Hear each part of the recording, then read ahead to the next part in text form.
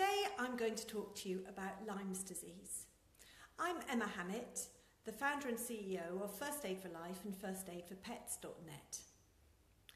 Lyme disease is very serious. It can be serious predominantly for you, but it can also have effects on your pet as well. Lyme disease is transmitted by infected ticks. And ticks are most commonly found, particularly when there are deer around. They're carried on deer, and if they bite an infected animal, they can then transmit the bacteria from that infected animal to either a human or to your dog.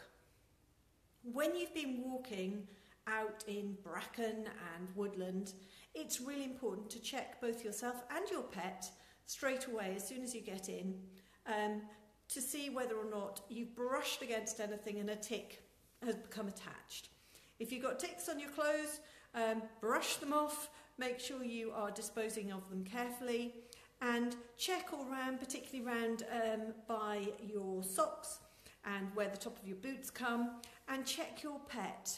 Check any areas where you think that it's possible that a tick might have gone on. Just be aware and make that a routine when you come in from a walk, that you check yourself and your animal. Should you find any ticks that have actually embedded themselves and started sucking the blood, then you need to remove them. And you'd remove a tick ideally with a tick remover.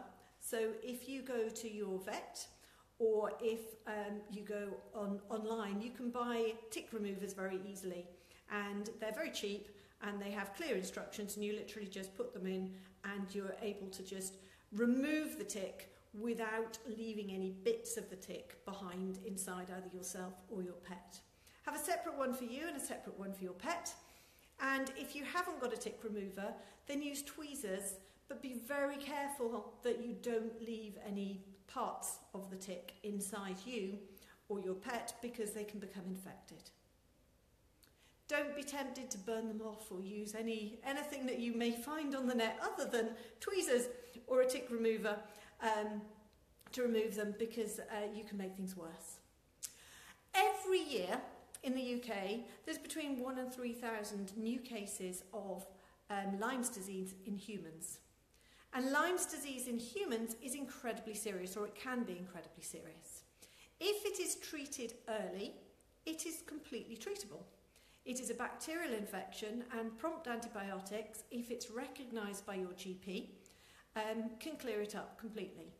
Initial symptoms may be something like flu-like symptoms, fever, headache, fatigue. There is a very classic rash that looks like a bullseye.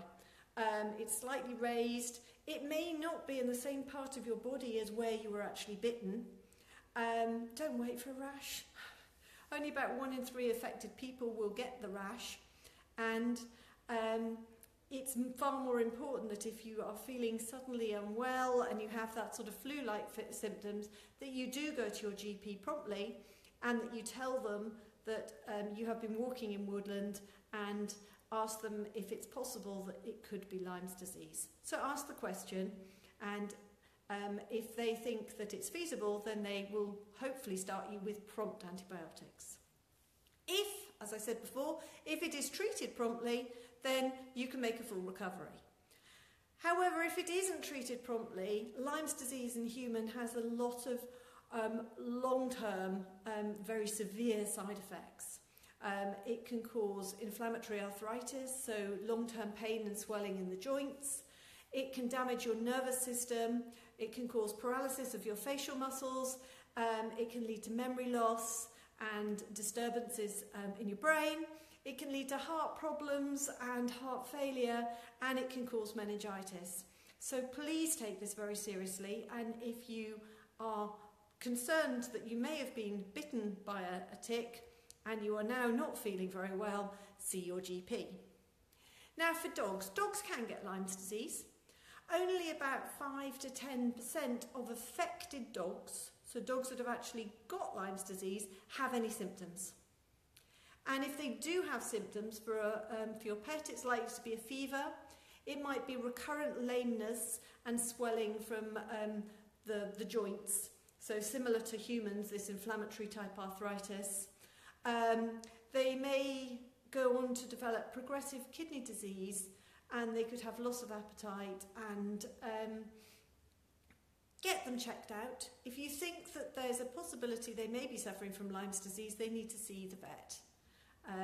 As I say, it's not generally as serious a disease in pets. It is extremely serious for humans.